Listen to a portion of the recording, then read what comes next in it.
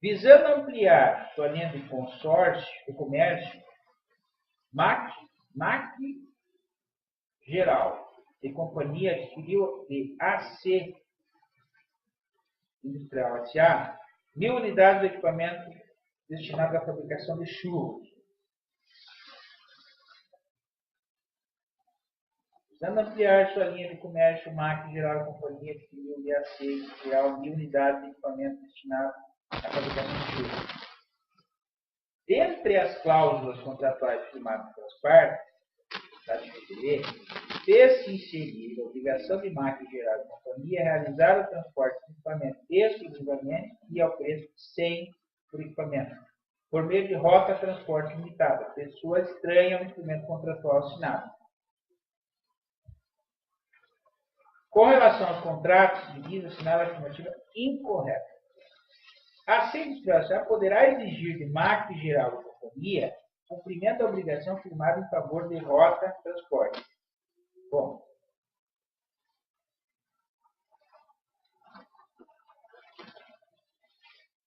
por que não?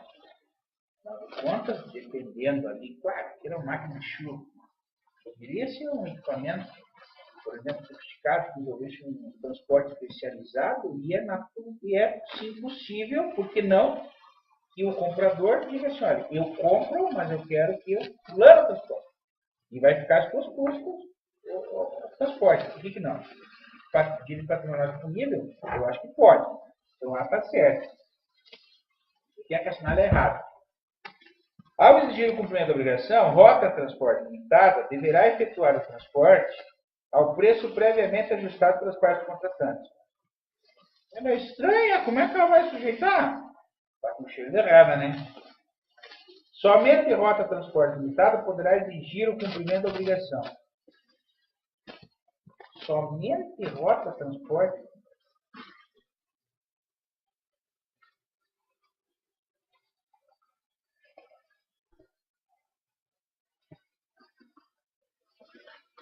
Assentos. Como assim?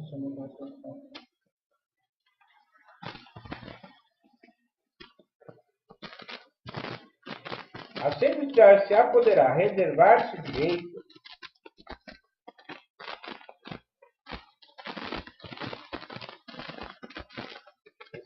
de substituir rota transporte limitada independentemente do anuência do MAC. Então eu vou ter que ir de novo. Visando ampliar sua linha de comércio, MAC Geral Companhia adquiriu EAC. Eu estou fazendo confusão. A MAC comprou da AC. Tá? 1.000 unidades. Então, MAC, comprador, AC, vendedor. 1.000 unidades de equipamento destinadas à fabricação de churros. Dentre as cláusulas contratuais firmadas pelas partes, fez-se inserir a obrigação de MAC. De MAC efetuar o transporte. Ela está comprando exclusivamente e ao preço de 100 por equipamento por meio de rota transporte. Ela está comprando, ela que vai receber o equipamento. A Industrial S.A. poderá reservar seu direito de substituir rota transporte independentemente da anuência ou de MAC.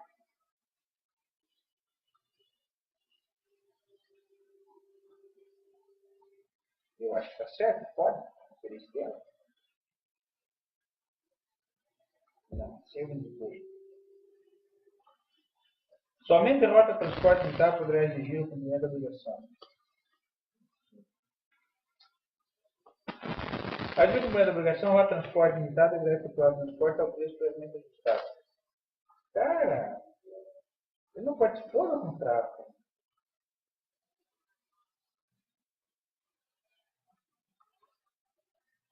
Somente rota transporte.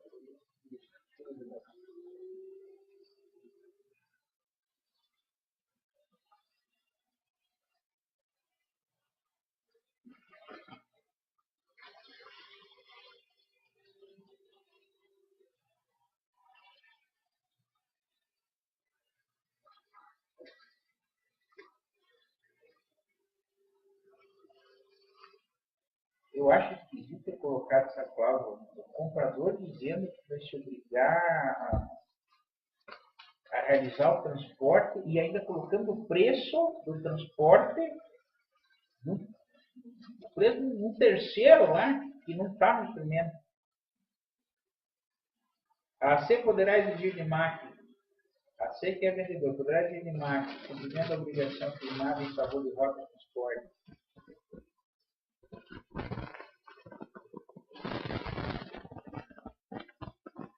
Ao exigir o cumprimento da obrigação, rota de transporte, limitada grande para o transporte ao preço previamente ajustado. Como? Você não participou, meu Deus? Somente rota de transporte poderá exigir o cumprimento da obrigação? Ninguém é participante da doença. Eu vou beber, mas eu confesso que é meio esquisito esse artigo. Vou beber porque, ao exigir o cumprimento da obrigação, rota de transporte deverá efetuar transporte. Como é que um terceiro pode se obrigar a uma estipulação se ele não é partícipe no contrato, ele não é parte no contrato? Mas está esquisito. Diante de chuva forte e inesperada, Márcio constatou a inundação parcial da residência de sua vizinha Bianca. Fato esse que o levou a contratar serviço de chaveiro.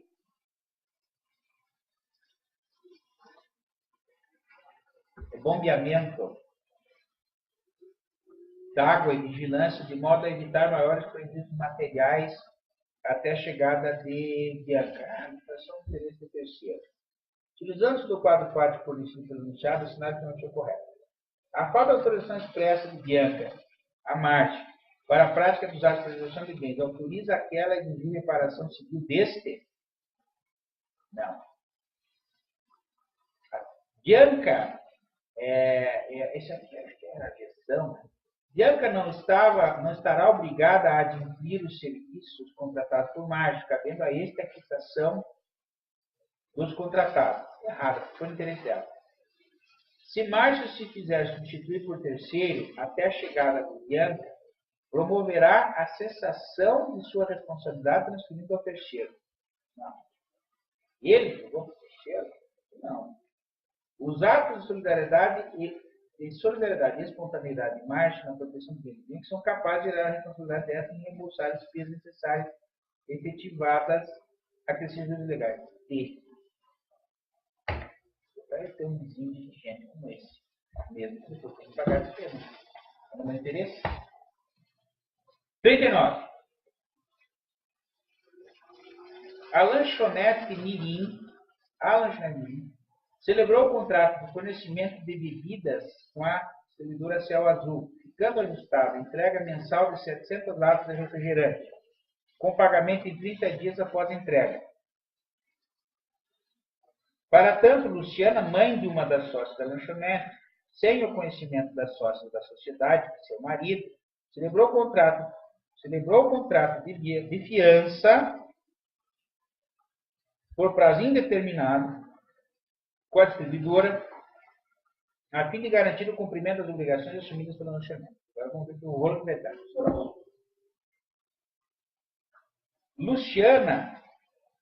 Luciana é a mãe? Não. Luciana é a mãe de uma das sócias. Luciana não carece da autorização do cônjuge para celebrar o contrato de fiança com a sociedade Céu Azul, qualquer que seja o regime de bens. Não. Precisa da autorização. Então está errado. Pode-se estipular a fiança, ainda que sem o consentimento do devedor, ou mesmo contra a sua vontade, sendo sempre por escrito a fiança, claro, a fiança tem que ser por escrito. Pode-se estipular a fiança, ainda que sem consentimento do devedor. Isso é pode. O terceiro pode pagar uma dívida. O interessado não interessado pode pagar. A diferença é que o interessado se roga ou não, o terceiro não interessado não se roga, o terceiro não pode prestar garantia. Tese, desde que tivesse feito com a autorização do código. Sendo sempre por escrito, não se admite interpretação extensiva. De fato, não se admite interpretação extensiva. Isso aqui tem cheiro de sério. Em caso de dação em pagamento, se a distribuidora vier a perder por evicção, em caso de dação em pagamento, vamos estudar isso em direito de obrigações semestre, hein, gente? Em caso de dação em pagamento, se a distribuidora vier a perder por evicção o bem dado pela lanchonete para pagar o débito, espera aí.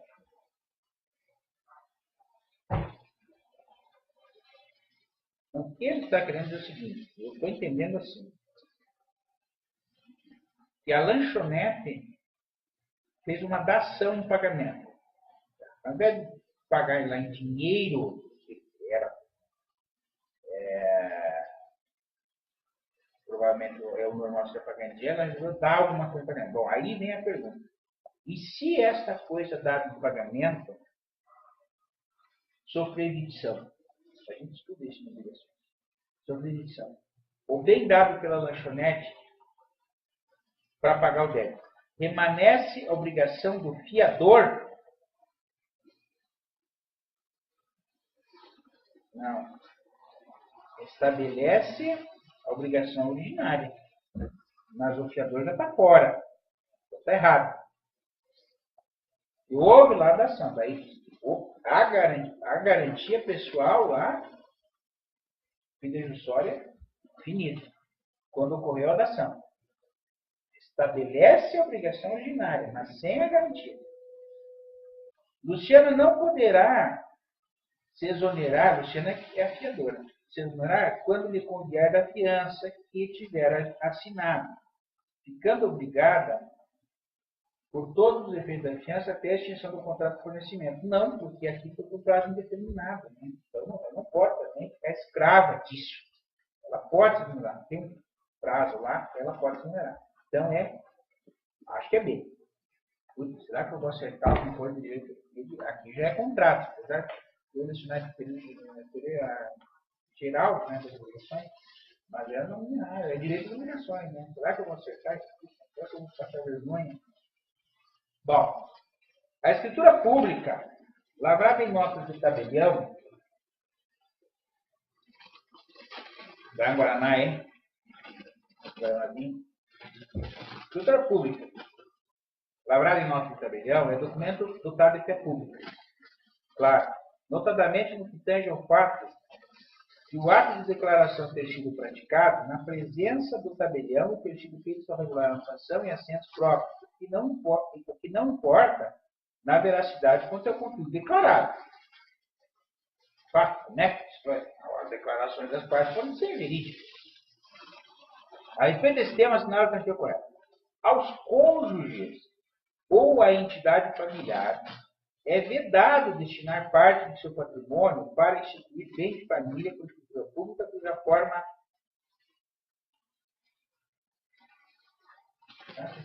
correta, vedado. Claro que não é vedado, embora quase não se use, né? Instituir bem de família com escritura pública é muito raro usar, pode. Então está errado. A escritura pública é essencial para a validade do pacto antinupcial, devendo ser declarado nulo se não atender a forma exigida em lei. Não lembro. Partilha amigável entre herdeiros capazes será feita por termo nos autos do inventário ou por escritura pública, não se admitindo escrito particular, ainda que homologado pelo juiz.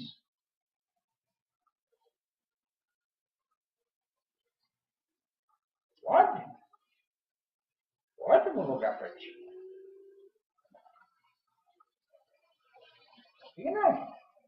A doação será realizada, apesar de que entre o problema, eu estava lendo uma decisão que envolvia esse problema todo, ainda mais se tratava de meação. Né? Bom, enfim, deixa eu ler aqui a doação será realizada por meio de escritura pública ou instrumento particular, não tendo validade doação verbal, tendo em vista se expressamente vedada pela norma. Eu acho que não, acho que é possível doação verbal, é evidente que não pode ser imóvel, né? Escritura pública, isso pode. Então, D e a A está fora. Agora eu vou ler de novo a B e a C. A escritura pública é essencial para a validade do pacto antenupcial, devendo ser declarado nulo se não atender a forma de por lei. Não tem né? Eu acho. Cheio. Ocorre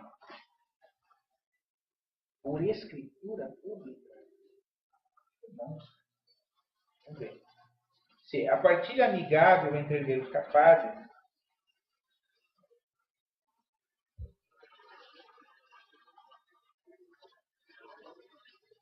será feita por termos autos de inventário ou por escritura pública. Não se admitir escritura particular como ela capitaliza. Sabe que eu estou tendendo a dizer para ti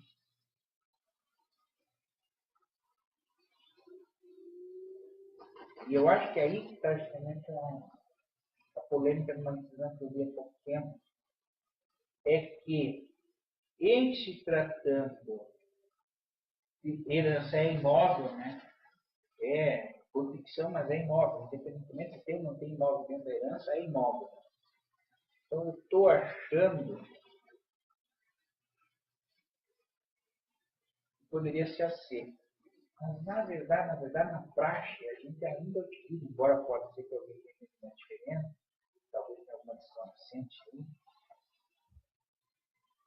né?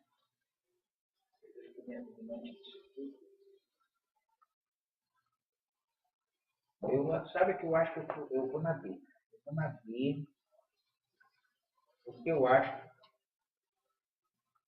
homologado pelo juiz pode. A gente costuma fazer assim. Vai lá, plano de partilha.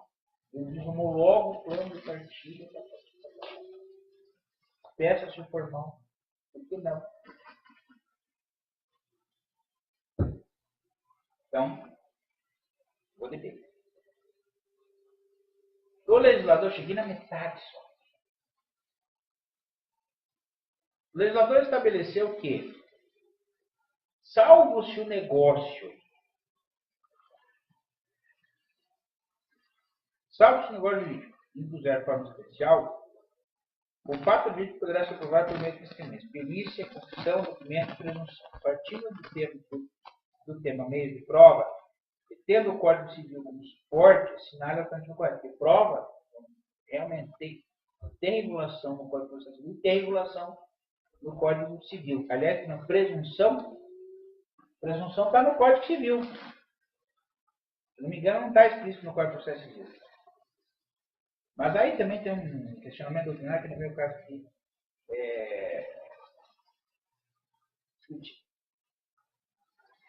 Na escritura pública, admite-se que, caso o comparecente não saiba escrever, outra pessoa capaz e a seu rogo poderá assiná-la. Existe, quando não sabe assinar, existe a assinatura a rogo, a figura da assinatura a rogo. A confissão é revogável, mesmo que não decorra de coação, e anulável ser resultante de erro de fato. É revogável mesmo que não decorra. É revogável a confissão. Estranho. Mesmo que não decorra, quando eles escrevem desse jeito aqui, só para poder convidar. Fundo a cuca, você entender o que está querendo dizer na assertiva. A prova exclusivamente testemunhal. A prova exclusivamente testemunhal é admitida, sem exceção qualquer que seja o valor. Não, errado. Porque até 10 salários mínimos cabe, no princípio, cabe prova testemunhal, né? Exclusivamente. A confissão é pessoal e, portanto, não se admite que seja feita por um representante. Ainda que respeitados os limites. Puta que pariu, cara. Confissão é pessoal.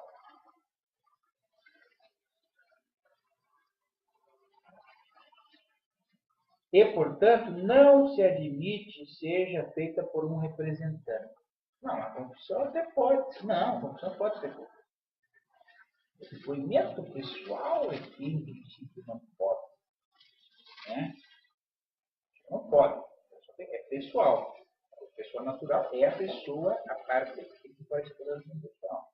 E no depoimento pessoal, dentro do depoimento pessoal, pode ocorrer o quê? A confissão. Mas a confissão não precisa ser necessariamente extraída no depoimento pessoal. A confissão é pessoal e, portanto, não se admite que seja feita por um representante, ainda que respeitados os limites em que essa pessoa, essa possa vincular representado. Ué? Não, aqui está errada. Então é A.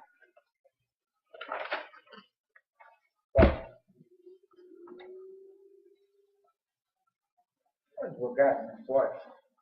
Quem representante não pode conversar. Ele não pode falar do depoimento, é só para parte. Mas na petição que ele fez, pode afirmar um fato que não é do interesse dele. E que, na verdade, é do interesse do outro. Confissão. 42.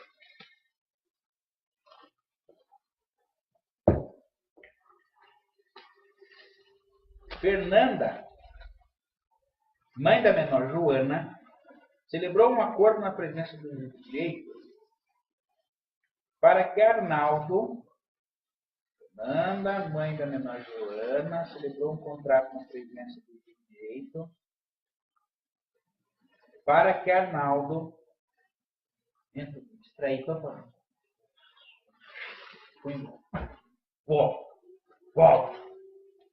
Lê de novo. Fernanda, mãe da menor Joana. Fernanda, mãe da menor Joana. Fernanda, mãe da menor Joana. Menor. Celebrou um acordo na presença do juiz de direito para que Arnaldo, pai de Joana, pague mensalmente 20% de um salário mínimo a título de alimentos para menor. O juiz homologou por sentença do acordo, apesar de a necessidade de Joana ser maior do que a verba fixada, pois não existiam condições materiais para a majoração da pensão em face das possibilidades do devedor. De nome, necessidade e possibilidade. Após um mês, Fernando tomou conhecimento que Arnaldo trocou seu emprego por um com salário maior e procurou seu advogado para saber da possibilidade de rever os alimentos, o valor dos alimentos fixados em sentença transitada em julgado. É óbvio que cabe a revisão, sempre, nessas prestações de caráter continuado, que é o caso do alimento, cabe. Veja, aqui, claro ainda, para evitar problema. Ela tinha necessidade de mais. Ele não podia pagar mais. A possibilidade dele não alcançava a necessidade dela. Então é claro que cabe. Vamos ver as alternativas. Não é a alternativa correta. Não é possível rever o valor dos alimentos, pois o mesmo já foi decidido em sentença transitada em julgado. Nesses casos, não há coisa julgada material, nessas prestações de caráter continuado, essas relações aí, de caráter continuado. Não é possível rever o valor dos alimentos fixados, pois o mesmo é fruto de acordo celebrado entre as partes no lugar do juiz. Não interessa. É possível rever o valor dos alimentos, pois no caso concreto houve mudança no bidão desses dados possibilidade. Certo? É possível rever o valor dos alimentos, pois o acordo celebrado entre as partes no lugar do juiz direito está abaixo do limite mínimo de 30% de um salário mínimo fixado em lei como não tem nada a ver. Cedo essa parte. Pedro, engenheiro elétrico, mora na cidade do Rio de Janeiro. Engenheiro elétrico. Mora na cidade, está difícil ler isso. Olha aqui. Olha como está fraca a impressão. A impressora está uma bosta. Pedro, engenheiro elétrico, mora na cidade do Rio de Janeiro. Mora na cidade do Rio de Janeiro e trabalha na concessionária de iluminação S.A. Ele é viúvo e pai de Bruno, de 7 anos de idade, que estuda no colégio particular Amarelinho. Há 3 meses, Pedro celebrou um contrato de financiamento para a aquisição do veículo importado, que comprometeu bastante seu orçamento. E a partir de então, deixou de arcar com o pagamento das mensalidades escolar de Bruno. Por razão de trabalho, Pedro será transferido para uma cidade serrana, no interior do estado, e solicitou ao estabelecimento de ensino o histórico escolar de seu filho, a fim de transferi-lo para outra escola. Contudo, teve seu pedido negado pelo colégio Amarelinho, sendo a negativa justificada pelo colégio como consequência das transferências de inadimplência com o pagamento da mensalidade do colégio. Claro que não pode negar transferência com o cara inadimplente. Para a surpresa de Pedro, na mesma semana da negativa, é informado pela diretora do colégio que seu filho não mais participaria das atividades recreativas diuturnas no colégio, enquanto Pedro não quitava a mensalidade. Que absurdo isso aqui, né? Claro, isso aqui é um abuso de direito tremendo, abuso de direito atribuído, indenizável, inclusive. Imagina um constrangimento da criança, né? Segregada, não pode participar do direito. Pegada, bater com o rabo de tatu no diretor do Colégio Amarelinho. Bom, vamos lá. Com base no caso narrado, sinal alternativo correto. O Colégio Amarelinho atua no exercício regular do seu direito de cobrança? Claro que não. E, portanto, não age com abuso de direito, não. Errado. As condutas adotadas pelo Colégio Amarelinho configuram abuso de direito, pois são eticamente reprováveis, mas não configuram ilícitos indenizáveis. O abuso de direito é auto ilícito. Se tiver dano, indenizável. Responsabilidade civil só se fala quando tem dano. Pressuposto essencial. Tanto a retenção do histórico escolar de Bruno, quanto a negativa de participação no aluno na atividade recreativa do colégio configuram atos objetivos e abusivos, independente da necessidade de provar a intenção dolosa ou culposa na conduta adotada pela diretora do Colégio Amarelinho.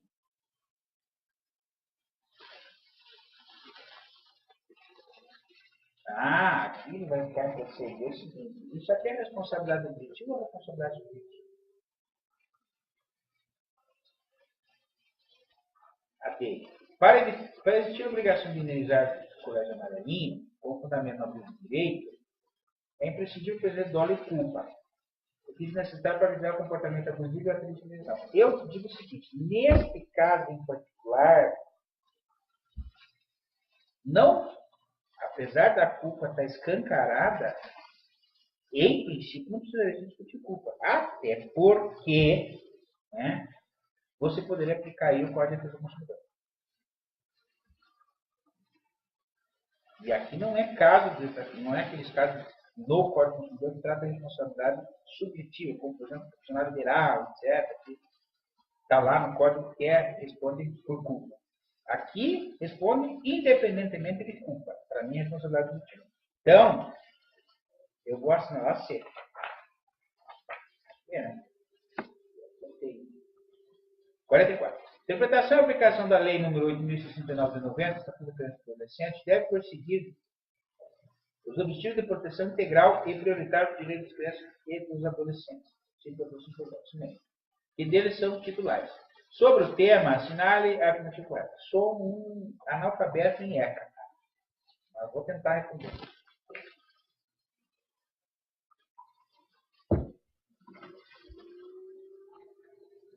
Aplicação das medidas específicas de proteção previstas pelo ECA. Aplicação das medidas específicas de proteção previstas pelo ECA. Pode se dar cumulativamente, devendo a autoridade competente escolher a mais adequada diante das necessidades específicas dos destinatários. Poxa, medida protetiva me parece óbvio que poderia, né? E não, né? Mas vamos ver. Tá certo?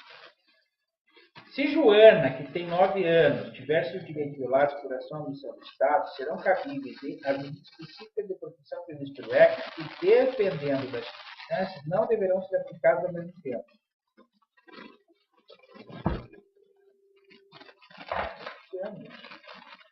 Se Júlio, que tem 9 anos, tiver seus direitos violados por abuso ou omissão, deve ter alguma peculiaridade, né?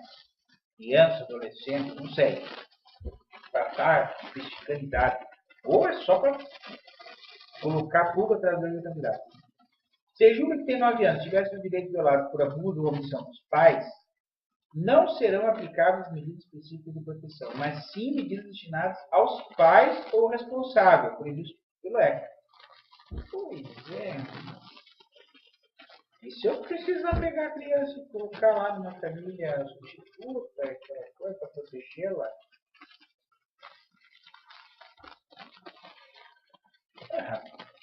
As medidas específicas de produção prevista no ECA devem ser aplicadas de modo a afastar uma intervenção precoce. As medidas, tentar entender isso. As medidas específicas de proteção previstas no ECA devem ser aplicadas de modo a afastar uma intervenção precoce.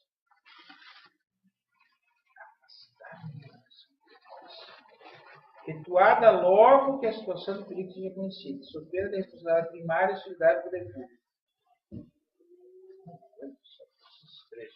Estou na área correta. 44.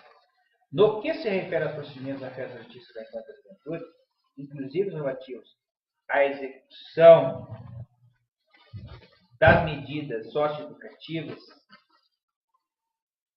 no que se refere aos procedimentos da festa da justiça da infância da juventude, inclusive relativos à execução das medidas socioeducativas,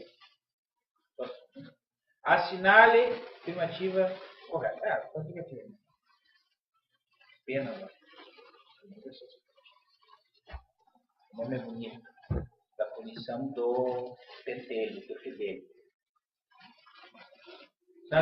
Será adotado o sistema recursal do Código de Processo Civil. Processo civil para medida socioeducativa. Um dia teve esse colega meu, uns alunos, que estava metido nesse negócio do ECA aí, e estava justamente com uma dúvida aí sobre esse negócio de aplicar o processo civil, o processo penal. Eu não vou lembrar qual era o problema, para ver se eu vou resolver isso.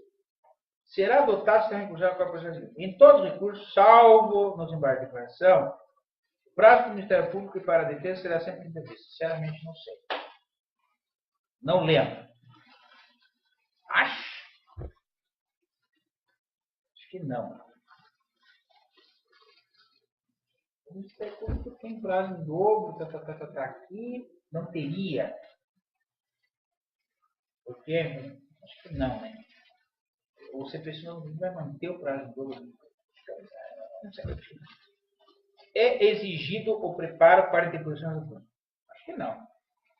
O interesse de diversos adolescentes vai exigir preparo para a deposição do curso? Não. Os recursos não terão preferência de julgamento, nem disposição. Não terão preferência? Terão. Eu acho que é isso aqui. Aplica o Código de Processo Civil. Se eu não me engano, tem um artiguinho, e quem estava, se eu não me engano, o Caio estava. Caio, a administradora que estava justamente lidando com o ECA e estava estudando lá, e se eu não estou enganado, depois ele vai me corrigir, acho que ele tinha chegado à conclusão de que realmente era o Código de Processo Civil. Tem lá em um artiguinho lá, o que deixa interessante é o seguinte, né? A lógica de levaria para aplicar o Código de Processo Penal. Que, aliás, se não me engano, tinha sido a minha primeira... É isso mesmo. Eu achei, por intuição, eu achava que tinha que ser o Código de Processo Penal. Mas depois ele estudou e chegou a mudar para o Código de Processo Civil. Você vê como é interessante a experiência? A gente vira aluno dos ex-alunos. Né? Eu acho legal isso. Bacana. Tomara que eu tenha acertado, né? Mercado A comercializa o produto desinfetante W. Mercado A comercializa o produto desinfetante W, fabricado por W Industrial. Já vi que deve ser consumido por consumidor. Proprietário do mercado.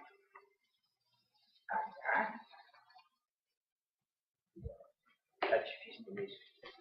O mercado A comercializa o produto desinfetante W, fabricado por W Industrial. O proprietário do mercado B, que adquire o produto para uso de higienização das partes comuns das suas instalações, verifica que o volume contínuo no prato está em desacordo com a definição do rótulo. Em razão disso, o mercado B propõe ação judicial em face do mercado A, invocando a Lei 8.009. A pergunta é, ele é consumidor final?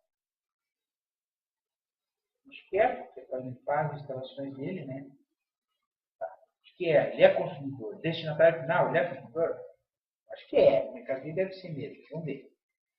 A invocando a Lei 8.190, arguindo o lixo tem como tratar a disparidade, O mercado A, em defesa por tudo estatal da responsabilidade do fabricante, requereu a extinção do processo. Vamos lá. A respeito do caso sugerido, eu estou correto. O processo aqui é vício. Espera aí. Aqui não é vício do produto, né?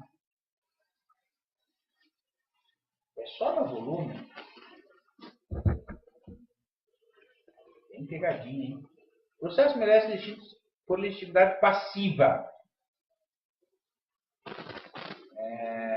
Porque ele não seria responsável por ser o fabricante. Né? Mas tem aquela responsabilidade solidária, né? O caso vai sobre o fato do produto. Não é fato. É vício, né? Não houve um dano causado pelo produto.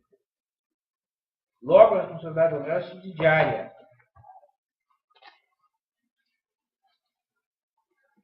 Eu acho que a B está errada.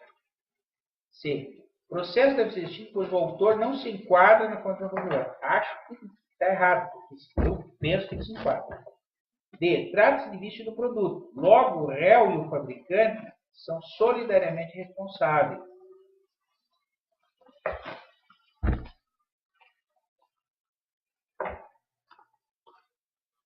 Mas isso aqui não foi interessante.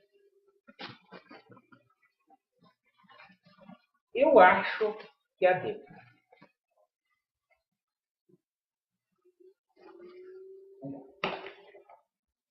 Depois o piloto pediu se tá bom, filho. Não tem nada mesmo. Vamos lá. Carga de visualização de indenização por danos materiais, morais, estéticos em face do dentista Pedro. Lastrado em prova pericial, que constatou falha durante um tratamento de canal na aplicação de serviço odontológico. Nem me fala em tratamento de canal. O dentista quase me matou uma vez no tratamento de canal. Daí, quando chegou à conclusão que ele não tinha condição de fazer, ele me encaminhou para um especialista, tem até o nome lá, que eu esqueci o nome, para fazer o canal. Quase me matou. Cheguei a desmaiar na cadeira do dentista dele. Vamos lá.